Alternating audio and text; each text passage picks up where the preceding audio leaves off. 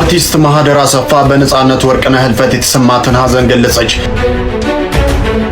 አርቲስት ገነት ንጋቱ የኢትዮጵያን ህዝብ ይቅርታ ጠይቃለች። በትናንትና ዕለት እንግዲህ አንተ ሳይነገርህ መቀረጽ ሳታውቅ ሌላስ ነገር በጣም መጥፎ ነገር እስኪወራና ስትፈጭ ውላ አወካች ባተላ ያኔ መሃሪ ሰበርና አዲስ የሆነ መረጃ ወደ እናንተ ተመልሼ መጣሁኝ። እንግዲህ የአርቲስት ነጻነት ወርቅነህን ህልፈት አስመልክቶ ገነት ንጋቱ ለተናገረችው ነገር ይቅርታ ጠይቃለች። እሱ ብቻ አይደለም፣ ብዙዎቹ ሲጠብቁት የነበረው አርቲስት ማህደር አሰፋ እንግዲህ የሀዘን መግለጫዋን ሰጥታለች። ሙሉ መረጃውን ማስመለከታችሁ ነው የሚሆነው።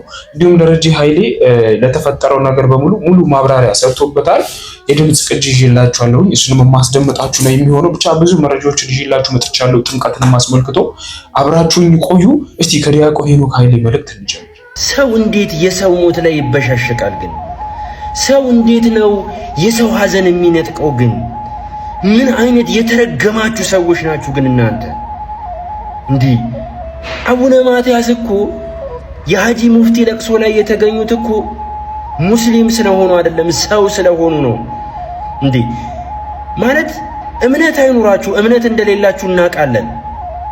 ሃይማኖት እንደሌላችሁም እናውቃለን። እንዴት ባህል ይጠፋችኋል? እንዴት ስርዓት ይጠፋችኋል? እንዴት ነውር ይጠፋችኋል? እናንተ ነውረኞች እንዴ! በባህላችን እንኳን ጎረቤቶቻችን እንኳን ሲሞት እኮ የማናቀው የሌላ እምነት ተከታይ እንኳን ሲሞት እኮ በሃይማኖት የማይመስለን እንኳን ሲሆን ለኛ አምላክ ነፍሱን ማርለት ብለን እንማጸናለን እኮ። አረ ምን አይነት ጉዶሽ ናችሁ እናንተ! ብቻ ነጻነት ወርቅነህን ባንተ ቀልድ ያልሳቀ ባንተ ንግግር ያልተዝናናና ፈገግ ያላለ ሰው አልነበረም። ነፍስህን በአጸደ ገነት በአብርሃም በይስሐቅ በያዕቆብ እቅፍ በደጋጎቹ አባቶች ዘንድ ያሳርፍልን። ለቤተሰቦቹ እንዲሁም ለመላው ኢትዮጵያን አድናቂዎቹ መጽናናትን እንመኛለን። እግዚአብሔር አምላክ ነፍሱን ያሳርፍ። ዲያቆን ሄኖክ ከነጻነት ህልፈት በኋላ አቤቱ የባሪያህን የቃልአብን ነፍስ አሳርፍ። ውድ ወንድሜ ነጺ፣ እንዳልከው የማንቋቋመው የሚያሳምም ሐዘን ነው። እኛ ያሰብነው ያቀድነው አልሆነም። የጌታ ፈቃድ ይሁን ብለን ዝም እንላለን። የምትወደው አምላክ በምትወልደው መልአኩ ቅዱስ ዑራኤልና በመላእክት ታጅቦ ነፍስን ያሳርፋት። እግዚአብሔርን ለመፈለግ ልቡን የሚያቀናውን ሁሉ ቸሩ እግዚአብሔር ይቅር ይበለው ሲልም ዲያቆን ሄኖክ ኃይሌ ከቅዱሱ መጽሐፍ ጠቅሶ ጽፏል። አሜን፣ ይቅር ይበለው። መምህራችን ዲያቆን ሄኖክ ኃይሌ ቃለ ሕይወት ያሰማልንና እንግዲህ አርቲስት ነጻነት ወርቅነህ ማለት በዚህ ደረጃ ልክ ከመንፈሳዊ መምህሮቻችን ጋር እንኳን ቅርበት ያለው እንደሆነ በመምህር ዲያቆን ሄኖክ ኃይሌ መልእክት ተረድተናል ብዬ አስባለሁኝና ጠቅላይ ሚኒስትሩም የሀዘን መግለጫ ሰጥተው ነበር። በዚህ ደረጃ ልክ ቅርብ የሆነ ሰው ነው። ለኢትዮጵያ ፊልም ኢንዱስትሪ ደግሞ በቃ የሚችለው ነገር አድርጓልና በቃ ፊልም እንዳይሰለች ካደረጉ አርቲስቶች መካከል አንደኛው ነጻነት ወርቅነህ ነው። እግዚአብሔር አምላክ ነፍሱን በድጋሚ ይማርልን። ጃፒ ወይም ደግሞ የአስፎ መሸሻ ልጅ ያስተላለፈው መልእክት አለ። እስቲ እሱን ላስመልክታችሁ። እናቱ ጀርባ ላይ ያለ ሕፃን አይፈራም፣ እንዳሻው ይሆናል። ልጅ ከመሬት በላይ በእናቱ ጀርባ ላይ ሲሆን ደህንነት ይሰማው አይደል? መሬት፣ እንቅፋት፣ ጉድጓድ፣ ድጥ፣ አለት፣ የእናት ጀርባ ግን አይቆረቆርም። እናት ናታ፣ ማረፊያ ናታ፣ ሰላም ናታ። ነፂን ሳየው ትዝ ያለኝ ይሄ ነው። እንዳቀፋት እንዬ እንዳላት እንደጠራት ከደረቱ ሳይነጥላት ምድርን ተሰናበታት። እሱስ በደረቱ በልቡ አቀፋት። እሷ እንዴት አርጋ ታቅፈው ይሆን? እንዴት አርጋ ተከልለው ይሆን? እንዴት አድርጋ ተንከባከበው ይሆን? እንጃ። ሞቱ ቢያስከፋኝም ሳየው ግን ደስ አለኝ። ማርያምን እንዳቀፏት መሞቱ እኮ መታደል ነው። እውነት ዑራኤልን እንደያዙ መሄድ እኮ ክብር ነው። ኢየሱስን አምኖ ጌታዬ ብሎ ወደ አባቱ መሄድ እኮ መለየት ነው። በቃ እንዳቀፍኩሽ ልቤ ላይ እንዳኖርኩሽ እንደጠራውሽ ከቤቴ ሳልጠፋ ጠረንሽ እናትነቴ ሳይርቀኝ ልቀበር ልክ እንደ ነፂ እንዳቀፍኩሽ እረፍቱን እንዳቀፋት አረፈ። ቻቻ እንዳዘጋጀው በለጠ ሸቴ ዘሀገረ ኢትዮጵያ እንዳቀረበው What did you all learn ግን after የነፂ ሞት ምናምን ነገር? ሁላችንም ህይወታችን like በጣም አጭር ናት በጣም እና like let's love each other እንዋደድ we don't pay for it like ከዚህ ምድር ላይ ሁሉም ነገር በገንዘብ ሁሉም ነገር like መዋደድ አይከፈልበትም ነው እና like ሁሉም ነገር እንደዚህ የምንባለው እርስ በርሳችን የምንጠለለው ሁሉም ነገር just like እንደዚህ ጥለናት ስለምንሄደው ህይወት ነውና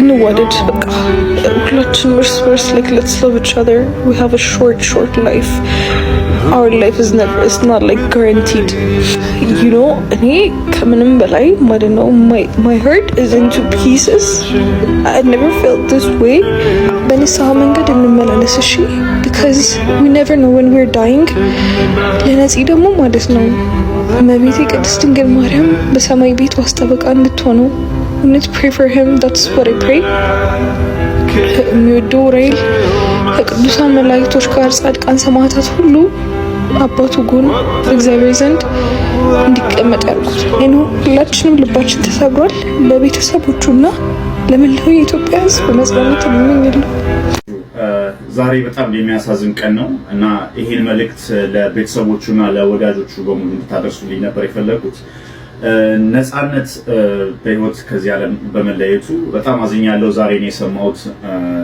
እና በጣም አዝኛለሁ ከአባቴ ጋር ደግሞ ተመሳሳይ ጊዜ መሆኑ በጣም ነው የሚገርመው የኔም አባት ከጥምቀት ቀን ቀጣይ ቀን ነበር የተቀበረው እና ተመሳሳይ ቀን መሆኑ በጣም ይገርማል እና አዝኛለሁ ለቤተሰቦቹም ለልጆቹም መጽናናትን እግዚአብሔር እንዲሰጣችሁ እመኝላችኋለሁ ሁላችሁም ጠንክሩ እግዚአብሔር ከልቤ በጣም መጽናናትን እመኝላችኋለሁ አመሰግናለሁ ቻው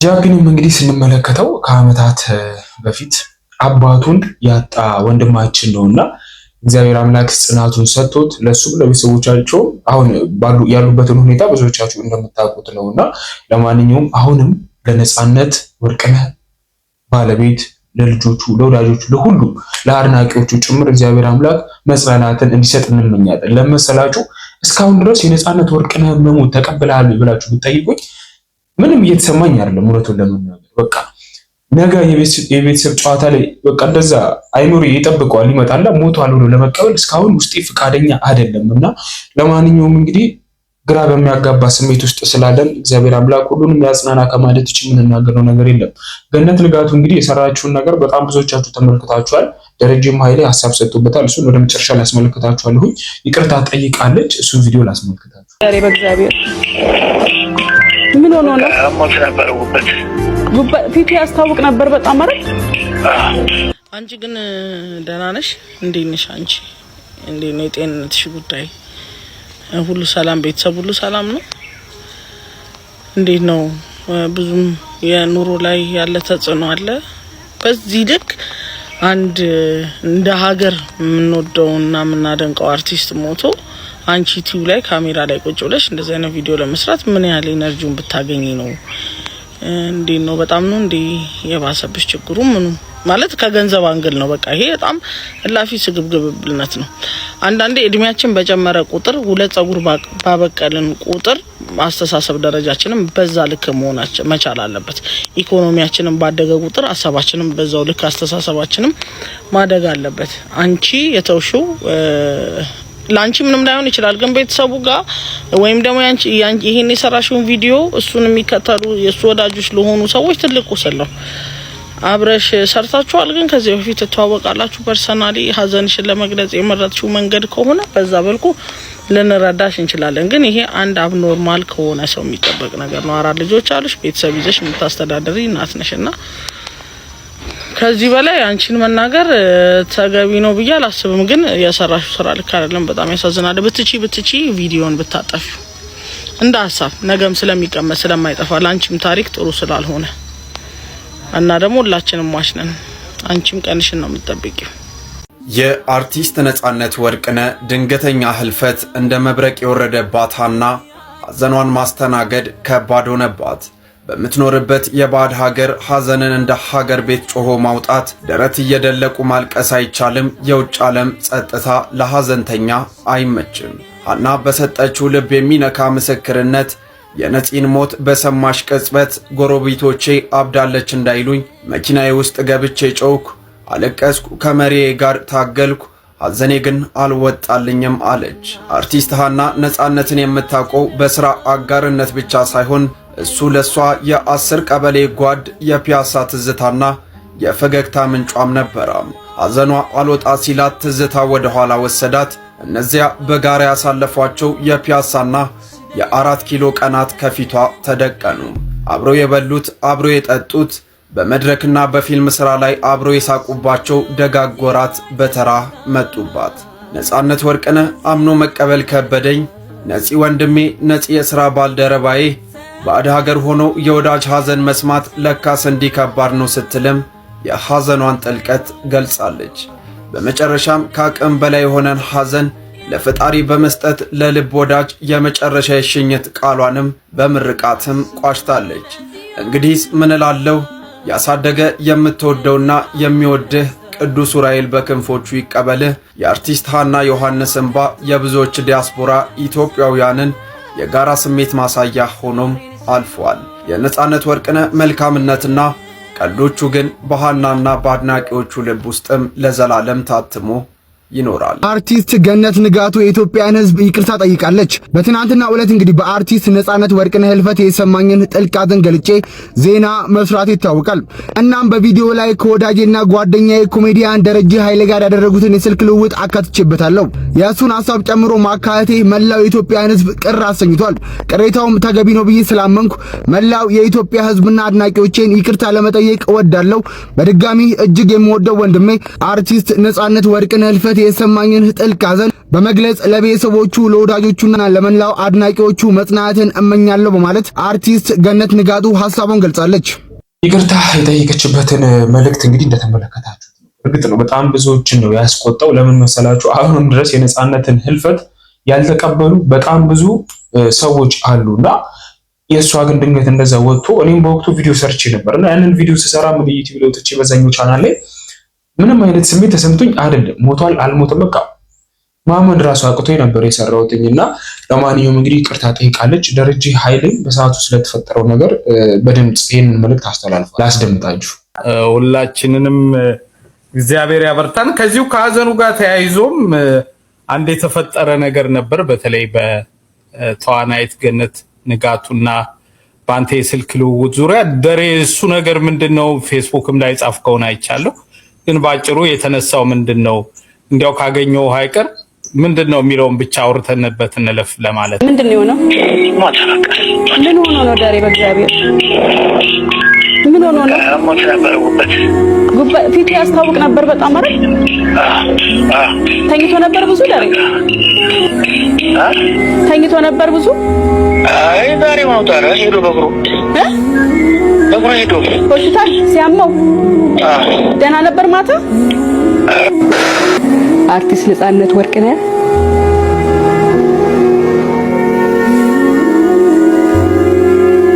በድንገት ህይወቱን ማለፉን ሰምቼ ነው ቀረጻ ላይ ነበርኩ አቋርጬ ወደ እናንተ ይሄን ዜና ላስተላልፍ የመጣሁትና በጣም ነው የምናዝነው። አንተ ሳይነገርህ መቀረጽህን ሳታውቅ ሌላስ ነገር በጣም በመጥፎ ነገር እስኪወራና ይሄ አለማሰብና ይሄ ነገር ለገንዘብ ታስበው መደረጉ በጣም አሳስቦኛል። እኔም መልስ ሰጥቼበታለሁ። እንደ ማንኛውም መልካም ግንኙነታችን እንግዲህ አብራን ስለነበረች ሐዘኑ የት ነው ቤቱ የት ነው ምንድነው የሚደረገው ምናምን ትለኛለች በሚል እሳቤ ማውራት ያለብኝን ነገሮች ሁሉ ነው ያወራሁት። ወራት የሌለበትም ነበረ በመሰረቱ። ግን ከስልኩ ግንኙነት አንፃር እንደዚህ አደባባይም ይሄዳል የሚል ስሜትም አልነበረም እና እንዲህ ሲደረግ በእውነት ሆዳምነት፣ አለማሰብ፣ ነገን አለማወቅ፣ መማር በቃ ከንቱ መሆኑን ያሳየ ነው። ያዘንኩበት ነው። በጣም ነው ያዘንኩት። በአጋጣሚ እኔም ምናልባት በተፈጠረ ነገር ካለ ያዘንም አካል ካለ ግለሰብም ምንም ካለ ይቅርታ ጠይቃለሁ። ምናልባት እኔ ግን ምንም ይሄ ነገር እንደዚህ ይፈጠራል ብዬም ስላላሰብኩ እንደው የጥፋተኝነት ወይም የእንትን ስሜት የለኝም። ግን ሌላው ሰው ባያደርገው ምን አይነት ዘመን ላይ ያለ ነው? እንደው ለገንዘብ ብቻ ነው በቃ እንዲህ የለፋን እየደከምን ያለ ነው ማለት ነው እንድል እንዳስብ አድርጎኛል። በእውነት የምናደርገውን ነገር እናስብ፣ የምንፈጽመውን ነገር እናስብ። ለገንዘብ ስናስብ የምንጎዳውን እናስብ፣ የምንጠቅመውንም እናስብ። ገንዘብ በጣም መጥፎ ነገር፣ ገንዘብ ለማግኘት በጎ ነገር ማድረግ እየተቻለ በመጥፎ ነገር ገንዘብ ለማግኘት መሞከር ግን ጥሩ አይደለም። ይሄ ነው የተሰማኝና በእውነት በጣም አዝኛለሁ። እንግዲህ ያለማወቅ የተፈጠረ ነገር ነው ብዬ አልልም። ገንዘብ ለማግኘት የተደረገ ነገር ስለሆነ ነው። ጥሩ አይደለም። በእውነት በመሰረቱ ጥሩ አይደለም። አዝኛለሁ። ሁላችንንም እንግዲህ ብዙዎች ያበርታን። ከዚሁ ከሀገሩ ጋር ተያይዞ ማህደር አሰፋን የተፈጠረ ነገር ነበር። መልእክቷን አስተላልፋለች። ምን የሚል ነው? ለምን ብዙ ፊልሞችን አብረው ሰርተዋል። ዙሪያ ደሬሱ ነገር ምንድነው? ፌስቡክ ላይ ጻፍከውን አይቻለሁ። ግን ባጭሩ የተነሳው ምንድነው? እንዲያው ካገኘው አይቀር ምንድነው የሚለው አርቲስት ማህደር አሁን ከፊልሙ ምንድነው መልእክት አስተላልፋለች። መንገድም ላይ ነፂ እንጀምር የሚሉ ሰዎች አሉ። እቺን እንኳን ይዘው ማለት ነው ሁላችሁም ትመጣላችሁ ሲላልና እኔ ስቀልድ ይመስለዋል። እኔ የወሬ ልጅ ነኝ ስልና ሰው ማለት ዝም ብዬ ለማለት ይመስለዋል። ግን እኔ የወሬ ልጅ ነኝ። እናትና አባቴ ልክ እኔ ስራ ስጀምር አካባቢ ነው በህይወት ያለፉት የሞቱትና እኔ ቀጥታ እግዚአብሔር እጅ ላይ ነው የወደቅኩት። እግዚአብሔር እኔን በሳቅ እና በደስታ ለሰዎችም እንድተርፍ አድርጎ ስሙም እንዲጠራ ሆኜ ነፂ በጣም ነው የምንወድስ እኔ እግዚአብሔር ይስጥልኝ እላለሁ። በዚህ የእግዚአብሔር ስም እንዲጠራ የሆነ ይመስለኛል እና የእውነት እግዚአብሔር ለኔ ትልቅ ነገር አድርጎልኛል። ትንሽ በቴሌቪዥን ወይም በቲክቶክ ስትመጪ ታዋቂ ትሆኛለሽ። በዛኛው ቦታ ግን የነበረሽን ስራ ማንም ሰው ላያውቅልሽ ይችላል እና እንደዛ ነው። አሁን ዩቲዩብን እና ቲክቶክን የሞሉት ሰዎች ትንሽ ባክግራውንድ ያላቸው ሰዎች ናቸው። ወይ ለስልካቸው ለነሱ ባክግራውንድ አለ ወይ ደግሞ ትንሽ ባክግራውንድ አላቸው እኮ ነፂ። ይሄንን እነዚህ ሁሉ ስራዎችህን ለማሰባሰብ ነፃነት ወርቅነህ አሁን በአሁኑ ሰዓት የምትታወቀው ያው በቤተሰብ ጨዋታ ላይ ነው። እነዚህ ነገሮች ሁሉ አሰባስበህ ለተመልካች ተደራሽ የምታደርግበት ያሰብከው ነገር የለም? የኤፍቢአይ ዋንን እና ሚስተር ኤክስን ለማሳተም ፈልጋለሁ። ኤፍቢአይ እስከ 3 ያለውን አራተኛውን አሁን ልጽራ ስለሆነ አራተኛውንም ጨምሬ በመጽሐፍ ቢሆን ከነው የሚቆራረጥ ነገር አለ። ያው 1:45 መሆን ስላለበት ፊልም 1:45 ነው የሚሆነው። 40 ደቂቃ ወይ ምናምን ይቀርብ እና እነዛ ስክሪፕቶች እንትን ማለት እንደገና ደግሞ የፊልሞቹንም ደግሞ በደንብ ከነ እንትናቸው የሆነ በአንድ እንትን በአንድ ዲቪዲ ወይ በአንድ ብዙ ነገር ሊይዝ በሚችል ነገር ለማድረግ ሞክራ አስባለሁ። ግን አላለቀም ሀሳቡ። እነዚህ እንግዲህ የምትታወቀው በደራሲነት፣ በተዋናይነት፣ በአዘጋጅነት ነው። አሁን ደግሞ ያንን ሁሉ ትተህ ወደ ቲቪ ሾው አቅራቢነት ብዙ ኦዲየንስ የሚያውቅ በዚያ ነው። ምንድነው የሚሰማህ ነገር ላንተ? በዚሁ ነው የምትቀጥልበት? እንዴት ነው የቤተሰብ ጨዋታ? ደስ ይላል። በጣም ደስ ይላል። ወጣቶችም ትልልቆችንም እንደዚህ እዚያ ላይ ያለህንም ገጠመኝ ያለውን ነገር ትንሽ ግለጽልኝ። ሁሉም ሰው ይሳተፍበታል። ቤት ውስጥ ያለውም ሰው ይሳተፍበታል። መንገድም ላይ ነፂ እንጀምር የሚሉ ሰዎች አሉ። እቺን እንኳን ይዘው ማለት ነው ሁላችሁም ትመጣላችሁ ሲላና አሁን ባለፈው አንድ ጓደኛ ሽምግልና ሄጄ ነበርና በጣም ትልቅ ሰው ናቸው። ቢያንስ 70 ዓመት ያልፋቸዋል ሰውዬው። ሁላችሁም ትመጣላችሁ ሲሉ በጣም ገረም። ሁላችሁም ትመጣላችሁ ሲሉ ለመምጣት የሚያስፈልገው መሳቅ መቻል ብቻ ነው። በልልኝ እስቲ ያሉ አርቲስት ማህደር አሰፋ በነጻነት ወርቅነህ ህልፈት የተሰማትን ሀዘን ገለጸች። ማህደር ከነጻነት ጋር ኤፍቢአይ እና ሌሎች በርካታ ፊልሞች ላይ አብራ የሰራች ሲሆን የሙያ አጋሯ ህልፈት ተከትሎ በማህበራዊ ትስስር ገጿ ላይ ባሰፈረችው ልብ የሚነካ መልእክት ድንጋጤዋንና ሀዘኗን አጋርታለች። አርቲስት ማህደር በሀዘን መግለጫዋ ላይ በስመ አብ ነጽዬ እንዲህ ነው የምንለያየው በቃ ስትል የሞቱን ዜና ለመቀበል መቸገሯን ገልጻ ነፍስህም በገነት ትረፍ ስትል ምኞቷን አስተላልፋለች። አርቲስት ነጻነት ወርቅነህ በኢትዮጵያ ፊልም ኢንዱስትሪ ውስጥ በርካታ ስራዎችን በማበርከት የሚታወቅ ሲሆን ህልፈቱ በኪነ ጥበቡ ቤተሰብ ዘንድ ከፍተኛ ድንጋጤን ፈጥሯል። ነፂ እንግዲህ የኡራኤል ልጅ ነኝ እያለ በጣም በተደጋጋሚ ጊዜ ኢንተርቪው ላይ ይናገራልና ያ ብቻ አይደለም። እኔ ካስገረመኝ ከሱ ከሰሙት ነገር ምንድነው ከመሞቱ በፊት በኢንስታግራም በፌስቡክ ላይ ብዙ ያስተላልፋቸው መልእክት አለ። ኢንስታግራም ላይ እንግዲህ አንድ የሆነ ምስል የሱ ፎቶ አስቀምጦ እቺ ለማስለቀሻ ጥሩ ነሽ ብሎ ከሁለት ወር በፊት አይ ቲንክ ፖስት አድርጎ ነበር። በፌስቡክ ላይ እንግዲህ የሰው ልጅ ውሸታም ነው፣ ትውስታዎች ግን አይዋሹም ብሎ ተናግሮ ነበር። ለምንድን ነው ሲባል የሰው ልጅ ይሞታል፣ ይሄዳል። ትውስታዎች ግን ለዘላለም ከኛ ጋር የሚቀመጡትና በእውነት ቀድሞ እንደሚሞት እንኳን ተሰምቶታል። እነዚህ መረጃዎች ስንመለከት በቃ ወደዛ ነው የሚወስዱንና ለማንኛውም እንግዲህ ነፃነት ወርቅነህ የኡራኤል ልጅ ነው። ብዙ ጊዜ እንደሰማችሁት ይናገራል። እግዚአብሔር አምላክ እንግዲህ እንደዚህ በሚወደው መልአክ እቅፍ ውስጥ ያሳረፈው ከማለት ውጪ የምንናገረው ምንም አዲስ ቃል የለንም። ለሁላችሁም ግን እግዚአብሔር አምላክ መጽናናቱን ይስጣችሁ።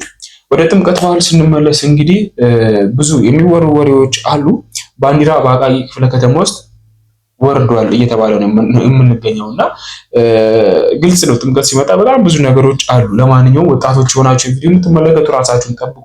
አፈሳኔ ባይኔ ተመልክቻለሁኝ፣ አልደረሰብኝም እግዚአብሔር አምላክ ይመስገን፣ ግን አይቻለሁኝና በሰፈር ልጆች። ለማንኛውም ራሳችሁን ጠብቁ። ጥምቀትን አስመልክቶ አባ ገብረ ኪዳን አንድ ቪዲዮ አለ፣ እሳቸውን እናድምጣችሁና እንጨርሳለን። ስትፈጭ ውላ አቦካች ባተላ። ሰምታችኋል አይደለም? ስትፈጭ ውላ አቦካች ባተላ ማለት ማታ እንዳትሰክሩ በተክለ ሃይማኖት ይያችኋለሁ፣ እንዳትጣሉ ነግሬያችኋለሁ፣ እንዳትጨፍሩ። አሁን ይቺ ጽድቃችሁ ዘላለም የምትኖሩበትን ቤት የምታንኳኳ ናት። እንዳትጣሉ፣ እንዳትሰክሩ፣ የአንድ ቀን ክርስቲያን ከመሆንም ያድናችሁ። እኔ እውነቴን ነው። በአመት አንድ ጊዜ ብቻ አትምጡ። ተው እናንተ ሰዎች ሜዳ ለሜዳ እየሄዳችሁ ነው ሰይጣን እየለቀመ የጨረሳችሁ። አመት እስከ አመት የቤተ ክርስቲያን ልጅ መሆን አለባችሁ። እንደዚህ ቤተ ክርስቲያን መሙላት አለበት።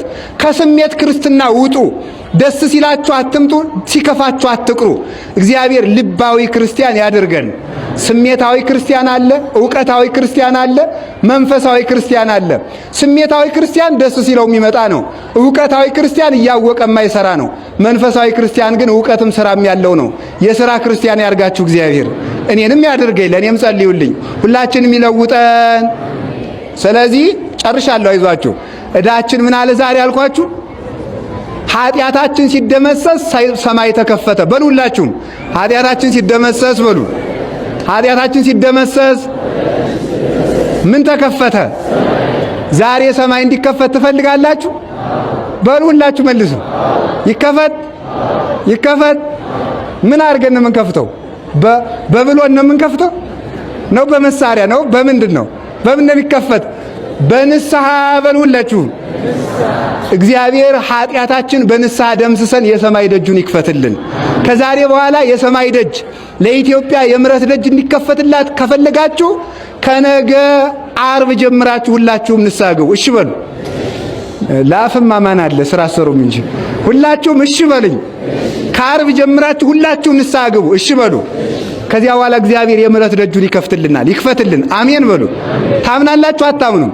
ከዛሬ ጀምሮ ለኢትዮጵያ የምሕረት ደጅ ይከፈትላታል፣ የጥበብ ደጅ ይከፈትላታል። እግዚአብሔር ይክፈትልን፣ ይቅር ይበለን ሁላችንም።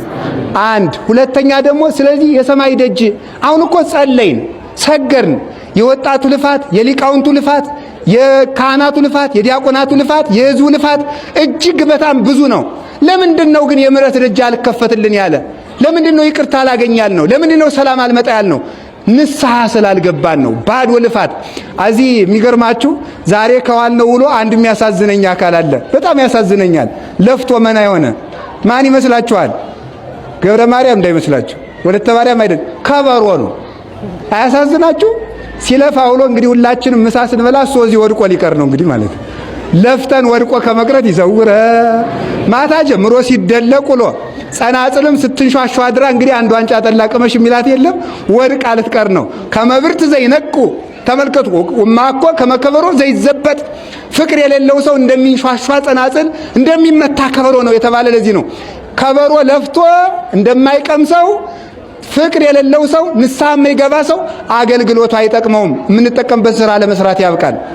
መምህራችን አባ ገብረ ኪዳን ቃለ ሕይወት ያሰማልን። ለብዙዎቻችን ትምህርት ይሆንን ዘንድ አቅርበዋል። ጥምቀትን በምን አይነት መልኩ ለማሳለፍ ተዘጋጅተናል? ድሮ አሁን በጣም እየቀነሰ ነው ያለው፣ የለም አይባልም። በአርሞኒካ ይጨፈራል። ብዙ ወጣቶች ከጥምቀት በኋላ የምናሳልፋቸው ቦታዎች አሉና ያ ያለፈው ዘመናችን እንዲሆን እግዚአብሔር አምላክ ይርዳን። በቃ አሁን በምስጋና ምንጣፍ በመሸከም ብቻ ለቤተ ክርስቲያን ግርማ ሞገስ ሆነን እንድናሳልፍ ይህን መልእክት ለሁላችሁም ማስተላልፈው በተለይ ወጣቶች ለሆናችሁና የጠጣንበት የጨፈርንበት ያለፈው ዘመን ልክ ቅዱስ ጴጥሮስ እንደተናገረው በቃ በዚህ በማይሆን ህይወት ውስጥ በመዳራት በዝሙት በምን ውስጥ ያሳለፍነው ህይወት ሊቀር ይገባል። ያለፈው ዘመን ተወል ሊቀር ይገባልና በክርስቶስ ግን አዲስ ሆነን ይህንን ጥምቀት ደስ በሚል መልኩ እናሳርፍ። አባታችን እንደተናገሩት እንግዲህ ስትፈጩላ አቦካሽ ባታ ላይ የሚባል አባባል አለና እንደዛ እንዳልሆነ እግዚአብሔር አምላክ ይጠብቀን። ለማንኛውም የወንድማችንን ነፍስ እግዚአብሔር አምላክ ይማር። ቀጣይ አዲስ ቪዲዮ እስካገኛችሁ